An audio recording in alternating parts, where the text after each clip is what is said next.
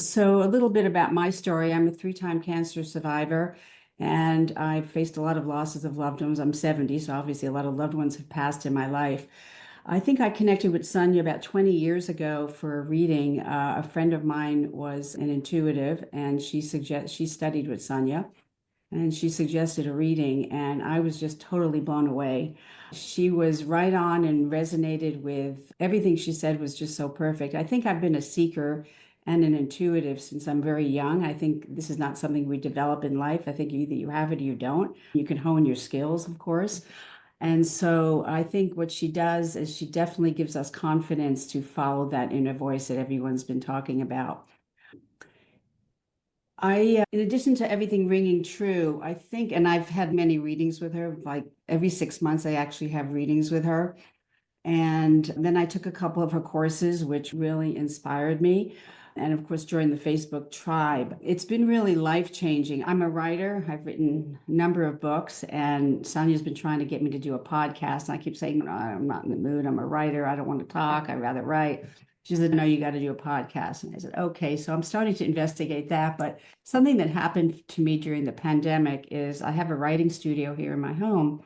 And there was a hummingbird that kept visiting me every morning. I had my little red flowers, and I kept going, hello, every morning. And then one day he tapped on the window, and I went, okay, he's trying to tell me something. And so I stopped and pondered, and for many days in a row, and I came to understand through tapping into my inner voice and intuition that it was my grandmother who was visiting me. And she had died when I was 10. And I realized that there is something in the great beyond that Sonia's always talking about. In addition to guides, it could be people that we know, keep people that are past, but they can also be spirit guides that we don't know.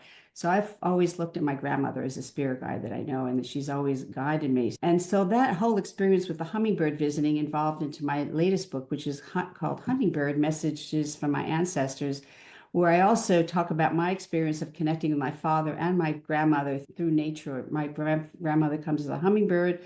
My father comes as a dove, and I communicate with him. And Sonia, and I wrote a book about it. And then I also have guidelines for people to connect with their own ancestors. And I sent it to Sonia, and I was very blessed that she blurbed the back cover of it. And this is the book, Hummingbird.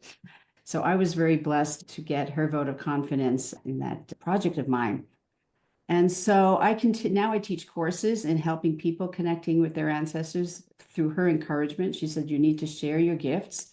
And again, she gives you the confidence to do it, not only the tools, but she gives you the confidence. Go ahead, you can do this.